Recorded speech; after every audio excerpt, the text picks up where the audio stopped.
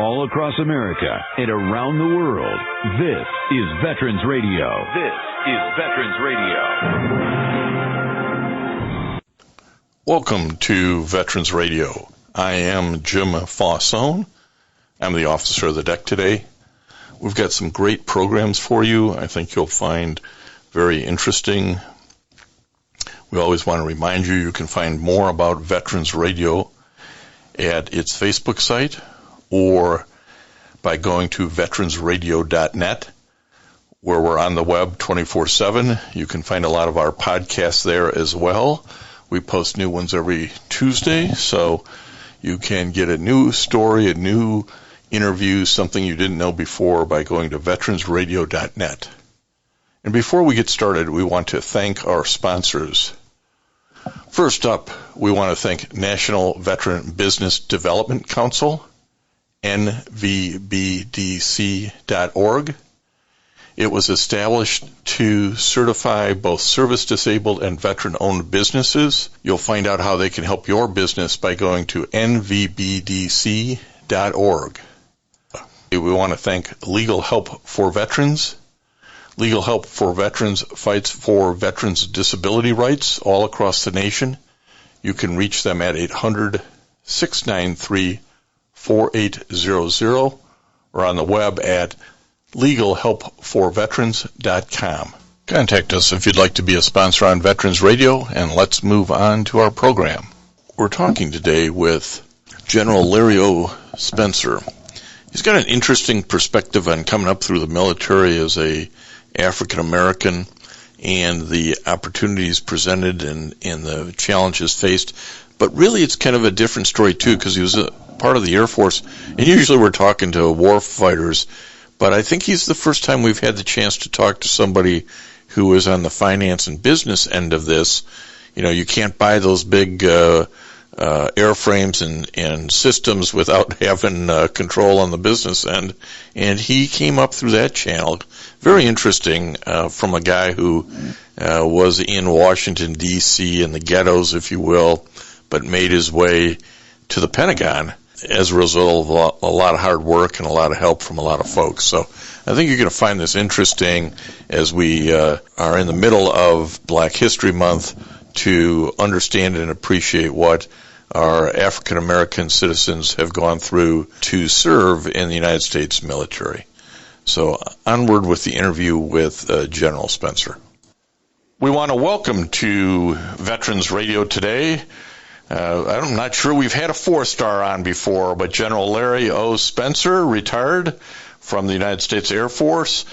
General, welcome to Veterans Radio. Thank you so much. I'm ecstatic to be here. Looking forward to the conversation, and so thank you so much. Well, we're glad to have you on, General, and we're going to try to pull out of you some of your life lessons that you've written into a recent book called Dark Horse.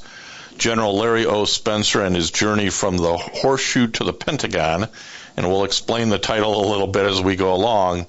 But as I was telling the General earlier before we started recording, that first part, before he starts putting on the stars, is a really interesting life journey and kind of unusual. So as a young man growing up in Washington, D.C., you were in a kind of a tough inner city neighborhood. Tell us a little bit about those early years, General. Sure. And thinking back on it, it is sort of interesting to think about. So I was born and raised in Washington, D.C. in Southeast on a street. It was actually 46th Place is the name of the street officially. But unofficially it was called the Horseshoe because it's actually shaped like a horseshoe. And again, in an inner city environment, growing up in the 60s essentially, experiencing the civil rights movement, got the opportunity to attend the Martin Luther King March on Washington, all of the anti-Vietnam protests, watching that on TV every night with body counts and all of the opposition in the country at the time to Vietnam. My father was an Army soldier. Spent 20 years in the Army, Purple Heart from from the Korean War.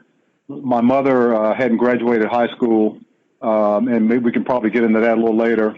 But really poor school system. I was not a very good student, and as a result of that, found my way into situations I probably should not have been involved with. But the neighborhood itself, I think for the times, was fairly typical. But unfortunately, because I was in an inner city and not really exposed to the potential and possibilities that I could have as an adult, my self-esteem and self-worth was not very high. And frankly, as a young kid growing into a teenager, I really didn't have much of a plan or much hope for my future. To be honest with you, back then, particularly growing up in I was going to say predominantly African American neighborhood, but it was 100% African American. At the time, the expectation was that I would be good at sports, and I was. Unfortunately, that same expectation was not there for academic success. So I was not a very good student. But putting all that together, it was an interesting childhood. I learned a lot from my environment, and in hindsight, it made me who I am today. But certainly not. When folks, you kind of teed it up well. When folks ask me, how did you become a 4-star general? Well, first of all, I think that's the wrong question. I don't think there is a formula.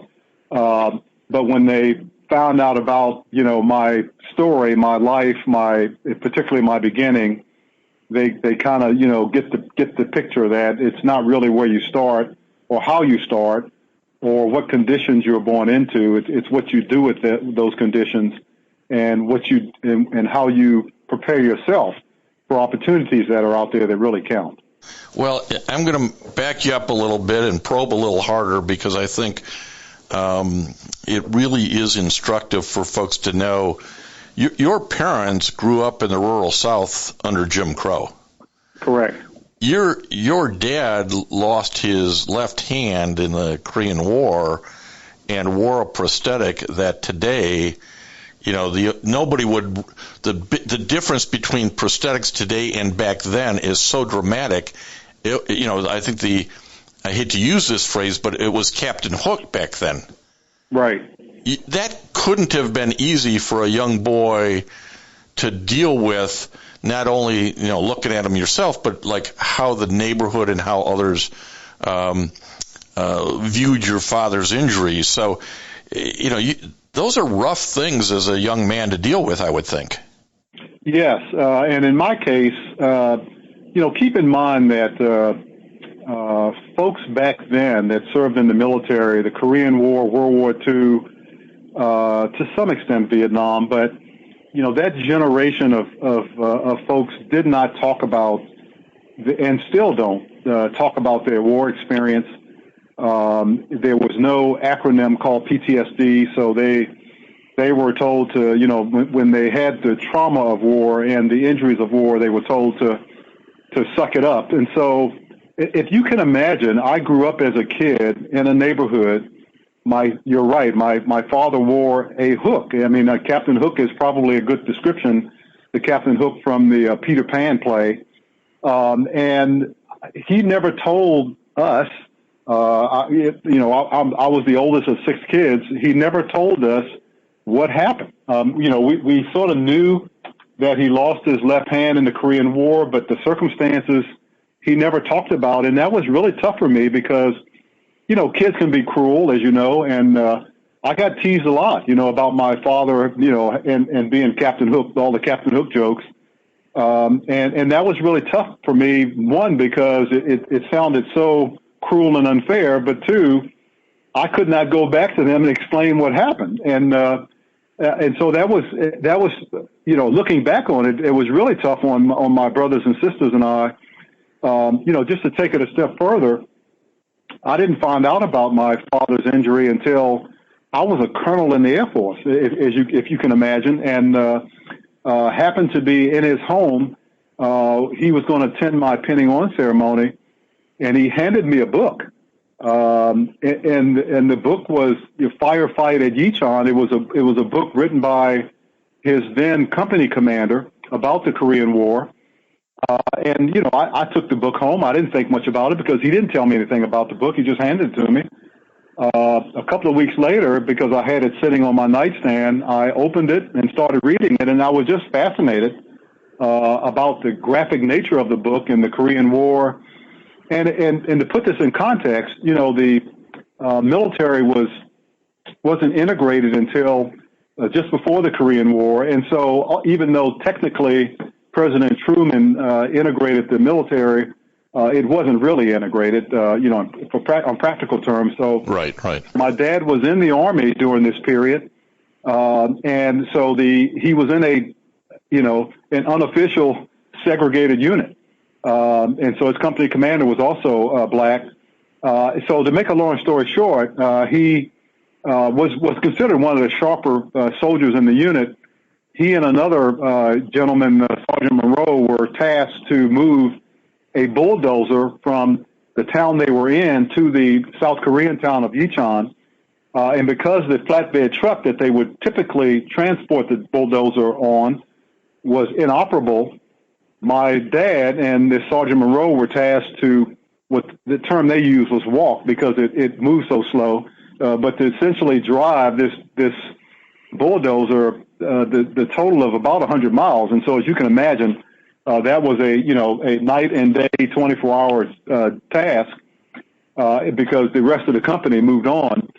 So during that trip, my dad fell off the bulldozer while it was still moving, fell onto the tracks, and instinctively turned his body off the tracks to get on the ground. Unfortunately, his left hand got caught in the gears of the bulldozer and got mauled. And think about the timing here, because today we have combat search and rescue that can transport a wounded person from the battlefield to a hospital in a matter of hours. That was not the case back then. And so he literally laid out on the ground in South Korea, cold, no one around to help other than the soldier that was with him on the bulldozer. He fell into a coma.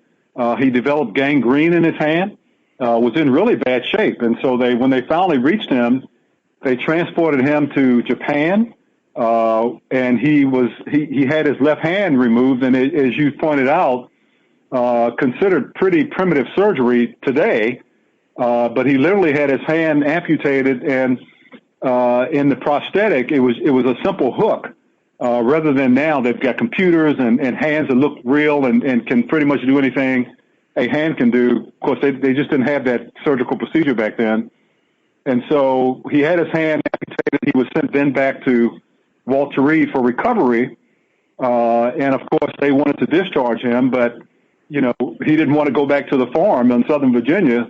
So he requested to stay in the Army, and they said he could if he could still pass his marksmanship test, which he did, and he stayed in the Army for 20 years and served most of that 20 years at the same place over at the Walter Reed Annex. It was called Forest Glen. It was a laboratory that worked on prosthetics.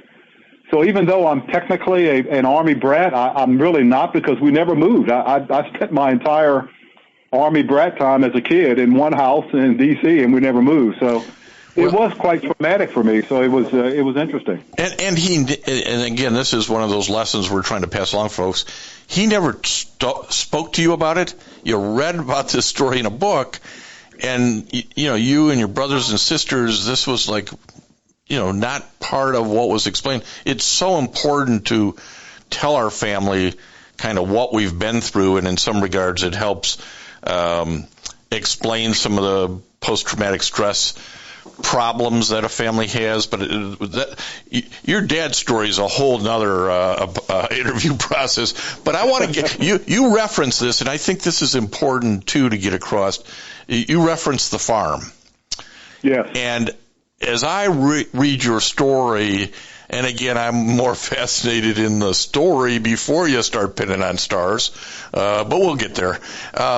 talk a little bit about how the time on the grandparents' farm was really formative for you. It was 100% formative for me because growing up in Southeast D.C., I didn't consider it fortunate at the time because, my grandfather, who lived in southwestern Virginia, not far from Appomattox, had a tobacco farm.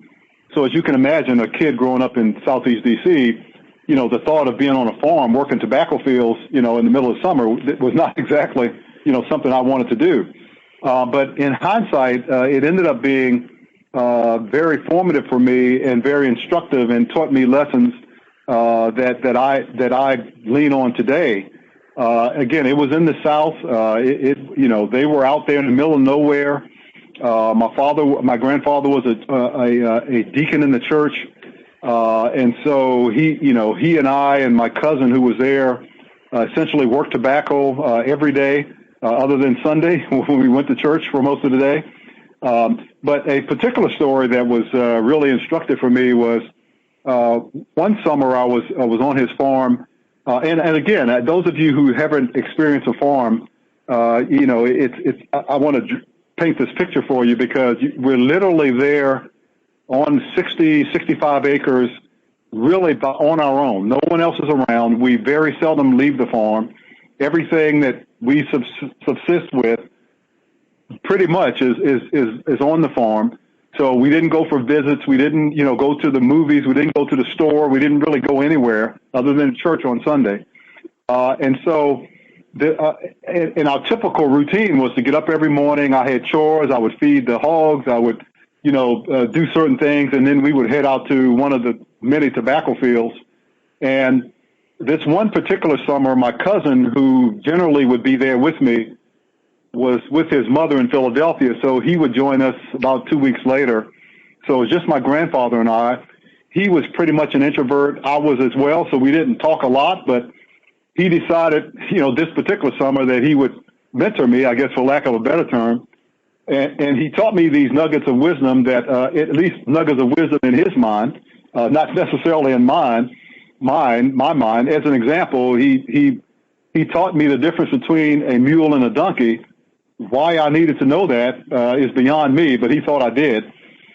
He also told me that even a blind rooster finds a kernel of corn every once in a while, and frankly, I'm still scratching my head over that one as well. But so this one particular day, we jump on the tractor, which was our routine. Our typical routine was we would jump on the tractor and head out to a field. This particular day, we didn't do that. He went and got the horse. He had one horse and one cow. And he got the horse, hooked up a platform to it, put a plow on the platform. We went out to one of the fields, and he hooked the plow up to this horse and started plowing these perfect rows up and down because they were going to plant vegetables later. And as a, 11, 12-year-old kid, I was fascinated about this. I've never seen anybody operate a plow before. And so I was sitting on the ground kind of playing in the dirt. Keep in mind, my grandfather and I have probably talked now more than we had since I was born. And so he took a potty break, went off into the woods, and I'm sitting there thinking, okay, I can impress my grandfather if I get behind this horse and continue his work so that when he comes back, he won't have as much to do. So I strapped myself in behind this horse, had never done this before. Again, those of you who haven't seen a plow, it's a big, heavy piece of equipment. I barely got it upright, and I knew the command to make the horse go forward. And so I gave the command, the horse starts to walk, and so I'm kind of trotting behind the horse. The problem is I didn't know how to operate the plow. That's problem number one. Problem number two, I didn't know the command to make the horse stop. Didn't think about that till after I got into it. So now the horse is going directly across my grandfather's perfectly plowed rows. And I'm, scared, don't know what to do, don't know how to make the horse stop. And let me pause just for a second, because I want to be clear. I don't advocate this, and I'm not saying that folks should do this. Times have changed. But back then, in the 60s, on a farm by yourself with no one else around, you could whip your kids. And in fact, not only could you whip your kids, but if the neighbors found out about it, they would encourage it. So I'm saying, he had never done that to me before, but that's going through my mind as I'm messing up his morning's work. And so the horse is moving. I'm trotting to keep up. My grandfather emerges from the woods and is in shock. He yells at me and he says, "Larry, what are you doing?" And I turn around. If you can picture this in your mind, I'm sort of half turned looking at him, looking back at him, but trying to continue to move sideways because the horse didn't stop. And as I stumbled and almost fell, instinctively, I yelled out, "Whoa," just trying to steady myself. And, of course, the horse stopped because that was the command. Yeah. Exactly. I didn't know that. And so I was glad the horse stopped. But as I turned around, now my grandfather's storming toward me, and I'm thinking, oh, my God, here we go. By the way, the tool of choice on the farm to discipline your kids was called a switch, which essentially is a tree branch. And we're out there in the middle of nowhere with hundreds of tree branches in arm's reach. So I'm thinking, okay, I'm going to get it now. And so he storms up to me, and the first thing he says was, "Are you okay?" Which I wasn't expecting. And I said, yes. And I was about to apologize and say, "Hey, I'm sorry. I was just trying to help." And he stopped me, and he said something to me that was maybe considered inarticulate, but was very impactful. He said to me, "It's okay to try and fail, but it's not okay not to try." Wow. And what he meant by that was, "Hey, I'm your grandfather. I'm proud that you tried. And by the way, in your life, there's going to be a lot of opportunities out there. You can't be afraid to try, and you can't be afraid when you fail because, by the way, you are going to fail." But what I learned from that lesson was, no matter how hard it seems and how scared you are, go out there and try anyway. And that lesson has led me my entire life. It still leads me today. No, I think these are the sorts of things that people, again, kind of forget. It's common wisdom. Once you say it out loud, you go, "Oh, yeah, that makes sense." But sometimes in the moment you don't live it. But I want to back up because I want to draw some dots. We didn't get a chance we won't have a chance to talk much about your mom. But, between your dad, your mom, your grandpa, there were folks along the way that made the sorts of impressions, foundation building, morals, virtues that really got you along, even though, in your own words, you had low self-esteem, you struggled in school, and you were way heavier than you should have been. Because of that low self-esteem, but it seems like in general in your life story, there's always been somebody there helping, promoting, suggesting different approaches, and maybe you want to comment about having that kind of support or mentors, if you will. 100%. In fact, when I talk to groups today, one of the things I tell them, if they don't have multiple mentors, they need to leave this room and go start developing them, because mentors and folks who took an interest in me were so valuable to my both professional and personal life. We could have an entire show just talking about individual mentors that impacted my life, but I'll just give you an example. As you know, I enlisted initially, and by the way, the fact that I spent about 7.5 years enlisted was so valuable to my professional development that I can't even articulate how valuable that was to me and how much I appreciated my enlisted time. But one of my initial enlisted assignments was in Taiwan. And again, keep in mind, this was in the early 70s, where long hair was in vogue. And if you could see me now, and I could, and I am let's just say I am hair challenged today. So I would have to ask you to use your imagination. But back in those days, I had an afro like you wouldn't believe. Now was that authorized? Technically no, but all my friends had long hair, and we disguised it as best we could, and we pushed the envelope on the hair length, let's put it that way, significantly. And so I went to Taiwan, and I made a bet with my friends that, and several of us did, that we could go the whole remote tour, the whole year, without a haircut. And all of us did. We went the entire year, and we didn't get a haircut.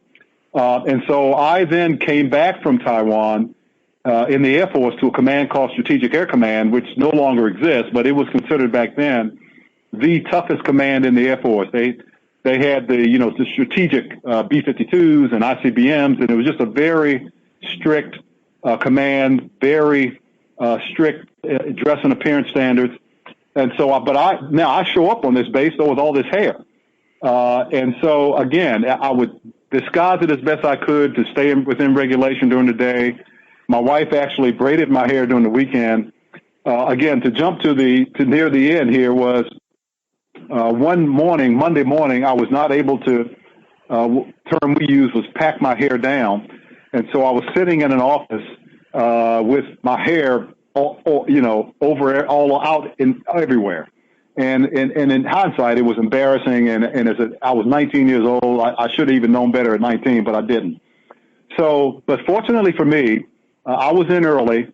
A Chief Master Sergeant, who in the Air Force is the top enlisted grade, walked by the office, sort of looked in and saw me, but didn't say anything. And I kind of wiped my forehead as though, man, I escaped a bullet there. And a few seconds later, he literally did the Michael Jackson moonwalk and came back and looked in the door and said, I can't believe what I'm seeing. He said, Airman, get up from your chair and follow me. So I got up. I followed him outside. By the way, maybe you know the answer to this. I don't know. Every senior NCO I have ever run into, they all had pickup trucks. I don't know why that is, but they all had pickup trucks. So he put me in his pickup truck. He took me to the barber shop. We walked in. He paid the barber. He sat down in his chair. He said, give him a military haircut. And so I sat there watching all my hair fall on the floor as he had a big smile on his face. And so the interesting thing, though, is this Chief Master Sergeant, he had seen me around, and he said, you do good work. You seem like a pretty sharp guy, but he said, you need to understand, if you're in the Air Force, you're going to have to follow the standards. And he said, look, I get it. I used to be young. I understand a lot of your friends are doing this, but look, if you want to get out of the Air Force and grow your hair long, then do it. But while you're in the Air Force, you need to follow the standards. And so we were back in his pickup truck, and we were on the way back. Really nice guy. And he decided to stop by the base park. And we just had a long talk about, he asked me, what are your plans? What do you want to do? Are you in college? Why are you wasting your time? I mean, you're in the Air Force, and whether you decide to stay in and make it a career or not, you should be improving yourself, and you've got a family, and you need to take this serious. He said, are you taking college courses? I said, no. And he said, why not? And I didn't have a good answer. So he took me to the base education office. I signed up for college courses on the spot. He took me back to work, never said a word to my boss, and became a mentor of mine ever since. So he got me on my way to completing my college degree and getting a commission in the Air Force. And obviously we don't have the time, but I've got mentors like that that we could talk for a week about, because throughout my life and my career, folks have stepped in at strategic times and said, why are you doing this? Or why don't you do that? And they were very, very helpful for me. Again, they looked at me and they said, this is not a bad person, but he's young and immature. I'm going to take this person under my wing. And I can't tell you how valuable that was to me. And by the way, I make it a point now as a result of that to mentor as many young folks as I can today, because I know firsthand how important it is to have folks who will tell you what you need to know versus what you necessarily, think you want to hear. And I think that's really the lesson there is you have to be receptive to it. Somebody Correct. Has to be willing to give it the straight story to you. and in a way that this Chief Master Sergeant did. He paid for the haircut. He didn't humiliate you. He took an interest in you. He had a long talk with you, and then followed through by saying, "We're going right now, and you're going to sign up for college courses," and then didn't go back and rat you out, if you will, to your boss. I mean, there's a way to be a great mentor, and the book has some phenomenal stories of people who've touched your life like that. And we're talking to General Larry Spencer. His book is Dark Horse, his journey from the horseshoe to the Pentagon.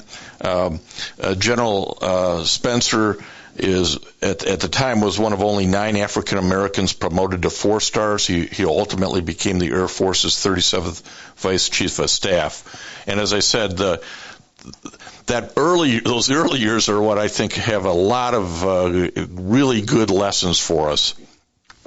But I also want to ask you to talk a little bit, because I think this becomes again one of those pivotal points. You get your college in, you get commissioned, you go to officer training school, but along the line you changed your MOS from administration to financial management, and I think a lot of people don't.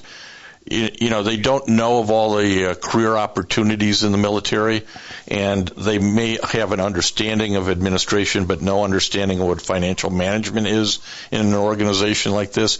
And it really is where you made your bones. Can you tell us a little bit about that career change and its impact?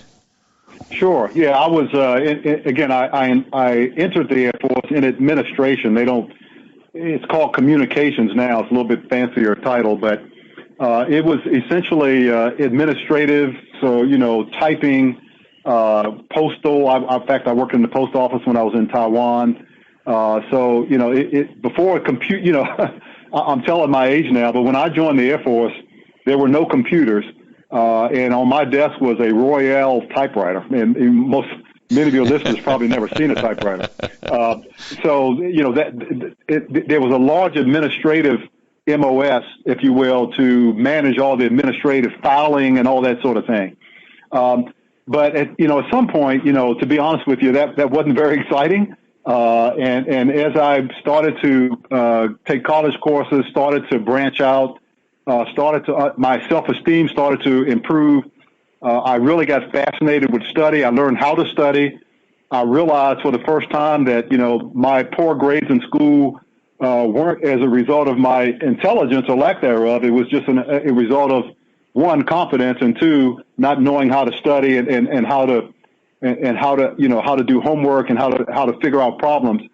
So once I did that, I loved school, and it got me to branch out. And a friend of mine, who was in the comptroller or financial management unit on the base, invited me over to kind of look around. And I said, man, this looks great. And the comptroller or the financial management career field consists of several opportunities. One is the traditional accounting and finance, where you pay people and you process vouchers. But there was also budget, which you actually developed a budget for the base and executed that. And then there was something back then called cost analysis, where you actually did time motion studies and you really focused on how to best save money and to make the base more efficient.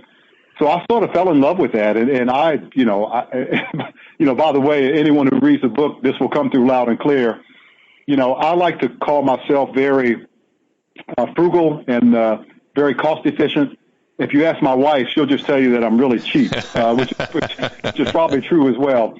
But that combination of, my love for and passion for efficiency and saving money, it was just a natural marriage for me. And so I was really happy to be commissioned in that career field. And as you said, kind of where I made my bones and my reputation.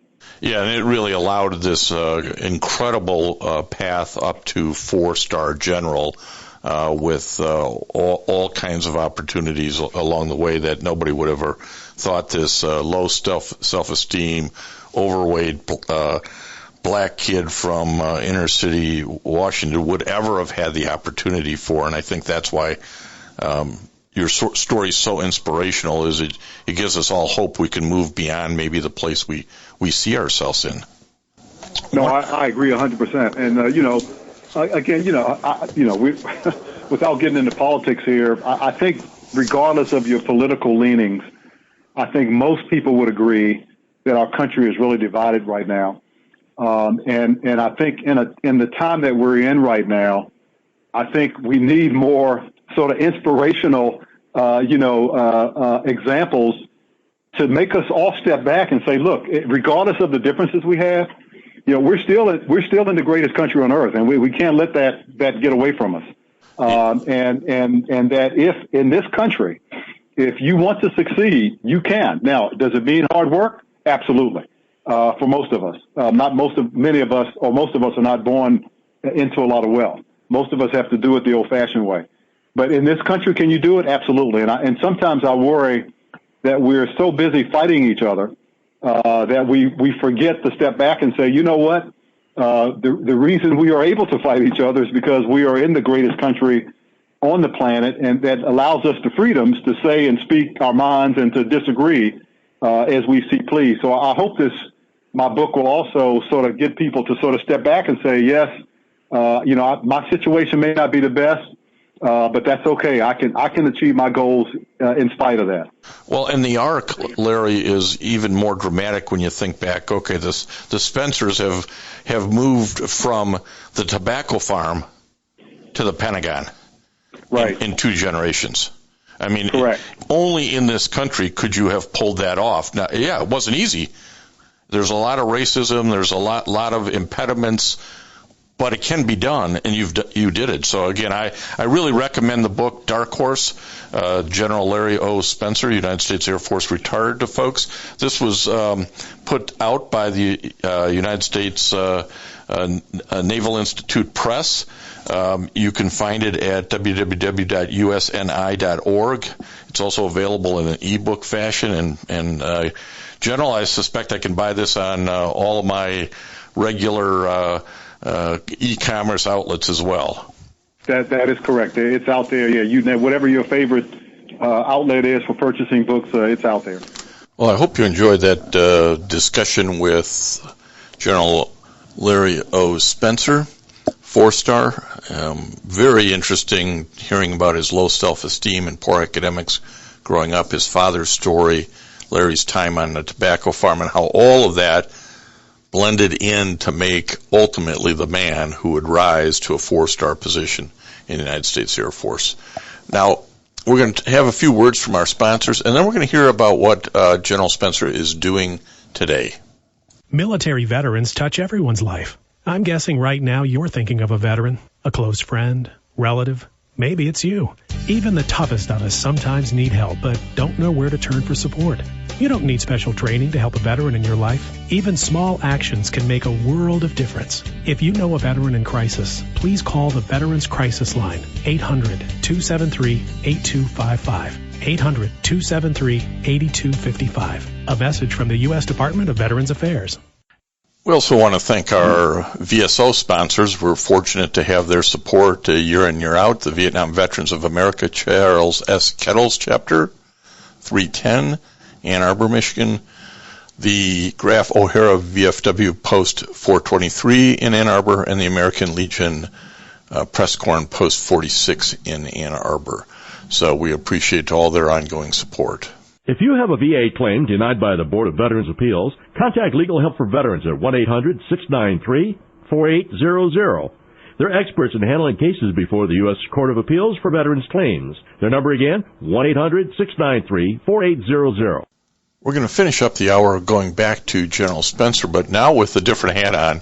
We're going to hear about what he's doing today, and a lot of times we get to talk to folks and we get to talk about what they did in their military career, but maybe we don't get to explore what they're doing currently. So we have a great opportunity here. General Spencer is leading Armed Forces Benefit Association, AFBA. I wasn't all that aware of it till we talked. It provides life insurance, health plans, life planning to its members, and it's a very member-orientated business arrangement. It was established in 1947, so it's been around forever. It just doesn't advertise as much as some of its competitors. So I think you'll find this discussion of interest. To also talk about with you, General Spencer, what you're currently doing for the Armed Forces Benefit Association. You are the president of AFBA, and we haven't ever talked to anybody from there, and I'd like to know a little bit more about what the Armed Forces Benefit Association is and does. Sure. Yeah, it's fascinating, and I'm really proud to be here. So if you just take you back for a second, back during World War II, folks were dying, military members were dying in war, but what a lot of folks aren't aware is that in a lot of cases, particularly back then, life insurance policies would not pay off if you were killed in war. It was called a war clause. And so the Armed Forces Benefit Association was created as a benefit organization assisted by then General Eisenhower, and the initial office was actually in the basement of the Pentagon. And their primary purpose back then was to offer the benefit of low-cost term life insurance for military members with no war clause, and that eventually got expanded to no terrorism clause as well. And so over the years, AFBA has grown to offer the benefit of life insurance term life insurance along with other benefits as well to our members, and it's grown to over 500,000 members, and so it's a really great organization, and it has expanded to not only military but those that are first responders as well. And so our mission is to support those that support the nation. And so, and we're a nonprofit, so that really helps us to keep our costs down to members. So yeah, it's a great organization. I appreciate being here because I still get the satisfaction of serving our nation, serving those that serve this great country. And so yeah, it is a great organization. The benefits that we provide are really great. And so, yeah, I would encourage anyone to check it out if they're interested in the benefits that AFBA provides. Yeah, and I would as well, because I was surprised. I mean, now it's also insurance product, health plans, life planning. Can you talk about the different categories of products that are available by AFBA? Sure. Anyone can go out on our webpage, afba.com or .org, I'm sorry. And as you mentioned one as an example, we have a very impressive financial planning guide that's free. You can download it for free. That actually takes you through, everything from, managing a checkbook to estate planning, to life insurance. And so we provide that as a benefit, for example, to anyone who wants to use it. We have benefits that range from, if you want to, get a discount on rental cars or, other areas such as that, being a member of AFBA allows you those type of benefits. But obviously our primary benefit is the benefit of low-cost term life insurance, again, that I think most members of the military and Guard, Reserve, and those that are first responders would really benefit. I think it would really benefit them taking a look at it. Well, one of the other benefits or programs available that I thought was particularly unique, and we're talking to General Larry Spencer, who's the president of AFBA, was you offer a TRICARE supplement plan, and that's not something you're normally going to see when talking to an insurance company or a benefits company. So, that's really unique to folks and something that they may need and not realize is even out there.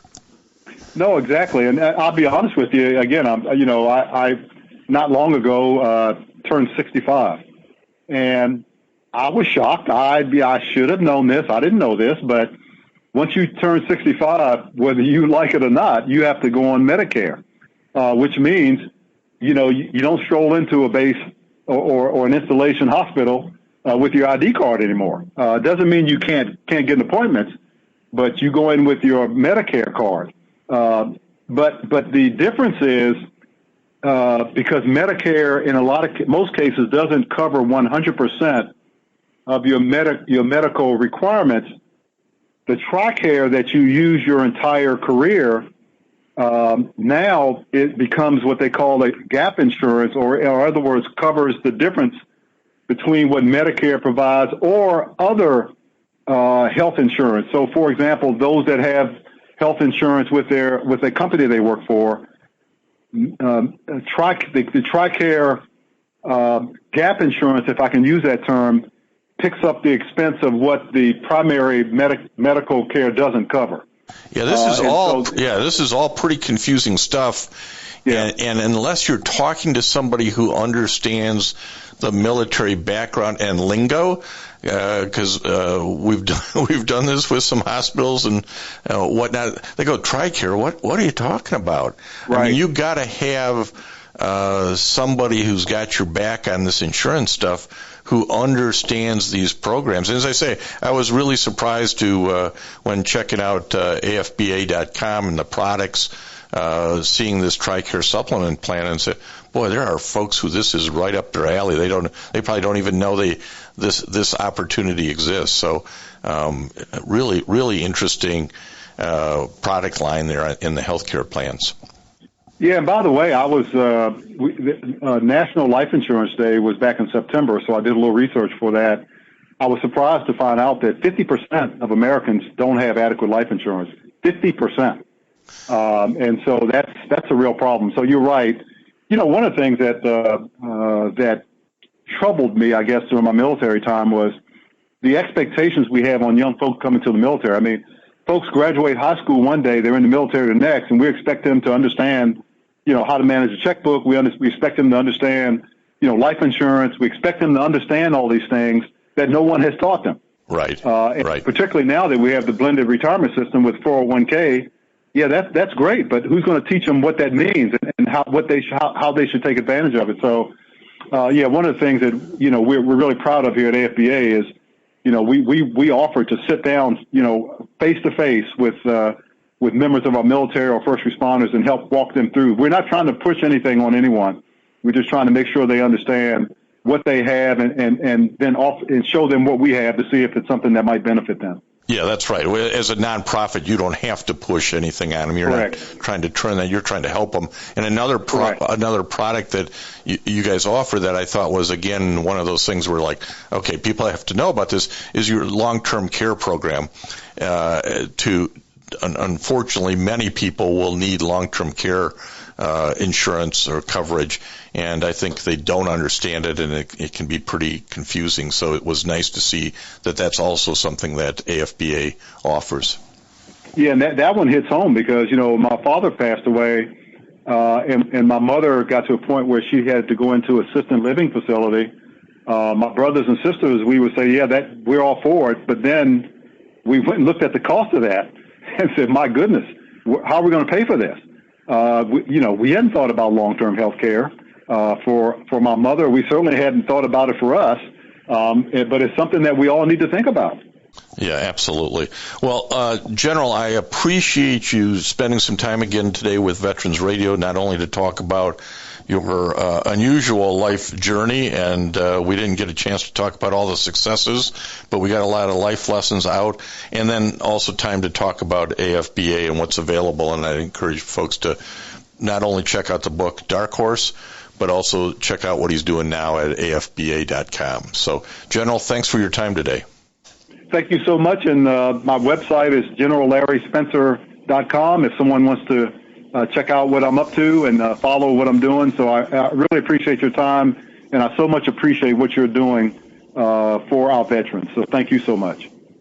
Oh, say, can you see by the dawn's early light what so proudly we hailed at the twilight's last gleaming, whose broad stripes and bright stars through the perilous fight o'er the ramparts we watched were so gallantly streaming, and the rocket's red glare, the bombs bursting in air, gave proof through the night that our flag was still there. Oh, say does that star-spangled banner yet wave o'er the land of the free and the home of the brave?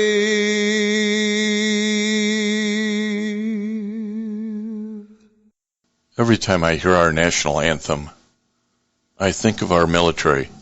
Those who are standing guard for us all around the world so that we can go to church or we can go to a sporting event, we can assemble peacefully, we can vote. I don't think about them in terms of what their race or national origin is. And I hope as you listen to General Spencer today, you actually forgot that he was an African American and you just were admiring what he has accomplished as an American. And really our Star-Spangled Banner is for all Americans, and sometimes, I don't know how we do it, but we tend to forget that. If you want some other inspiring stories that we've done over time with our African American veterans, let me recommend you go to veteransradio.net, go to our blog talk, which is where our podcasts are, and our archives. And you're going to find interviews with incredible men and women who have served. Folks like Colonel Cliff Worthy, who we interviewed and went to West Point back in the 1940s, a really different time. Or somebody like Sid Taylor, who was a Marine grunt in Vietnam and went on to become an extremely successful businessman in the automotive supply market. Or somebody like Erica Robertson, who joined up into the Navy to get out of a bad situation, went on to get her MBA, worked for Nike in Europe, and is now an education crusader and tackling generational trauma. We have talked to incredible African American veterans, and I think as you hear their stories and hear their lessons, again, what fades away is what their race or ethnicity or religious preference is. And they really have stories to tell that are American stories, things that could only happen here in the United States. I really felt that way with General Spencer. Only in this country would he be able to have that upward mobility, and I think that's true for all of us. We have talks with folks like Reuben Green, Lieutenant Commander Reuben Green, who talks about the racism that had to be faced. And we can't whitewash this. It's not gone away. It still exists, but it doesn't control us. It doesn't control the nation. It doesn't control our African American citizens, and it shouldn't control the military. So we have ways in which to overcome these problems. We just have to focus on that it can be done. We recently did an interview about the 688 Postal Battalion of African American officers, women in World War II who had to solve the mail problem that existed around D-Day, and an incredible story where we recounted that. Again, we can tend to let these kind of slip away into history, but I think we do ourselves and the country a disservice by that. We need to recognize these triumphs by individuals, by communities, and it's not just the African American community. Geez, we've had these kind of programs with Chinese American, Japanese Americans who have fought and faced their own challenges, Hispanics as well. So I think that's really what we're about, right? America's this overused phrase, but it's the melting pot, right, where we all come together and realize that when you hear that Star-Spangled Banner, it means something. You should stand at attention and reflect really on how fortunate we are in this country, and I think at times we've failed to do that. We focus on differences rather than what we have together. And I think we'd be a better country if we spent a little more time on that, and if our leaders spent a little more time on that. We don't like to get too preachy or political on Veterans Radio. We like to let the stories stand for themselves, but I think these stories just need a little more emphasis, a little more push, and so we're glad we're able to bring that to you here on Veterans Radio. You can always find more about Veterans Radio on Facebook, our Facebook site, or at our website, veteransradio.net. We have an archives there of all our programs, having been on the air now about 18 years. It's a pretty big catalog of folks we've had the opportunity to talk to. Dale Throneberry has the founder of this and still active voice, has done a tremendous job and keeps this thing going with the help of our sponsors, which we really appreciate, nvbdc.org, our VSO sponsors, legalhelpforveterans.com, and it's because of those folks that we can continue to do this on AM radio stations and FM radio stations across the country. We're looking forward to a great 2022 where we get to expand operations, and that'll be exciting as we reach out to more folks. If you have programming idea, always feel free to send it to Dale at veteransradio.net or Jim at veteransradio.net. I'm a veterans disability lawyer at Legal Help for Veterans, and this is our side gig where we get to give back, and we really appreciate the opportunity that Veterans Radio has for us doing that. So next week, Dale will be back. It'll be another exciting set of stories, and until next time, you are dismissed. Hello, it is Ryan, and I was on a flight the other day playing one of my favorite social spin slot games on ChumbaCasino.com. I looked over at the person sitting next to me, and you know what they were doing? They were also playing Chumba Casino. Coincidence? I think not. Everybody's loving having fun with it. Chumba Casino is home to hundreds of casino-style games that you can play for free anytime, anywhere, even at 30,000 feet. So sign up now at ChumbaCasino.com to claim your free welcome bonus. That's ChumbaCasino.com and live the Chumba life. No purchase necessary. VGW. Void where prohibited by law. See terms and conditions. 18+.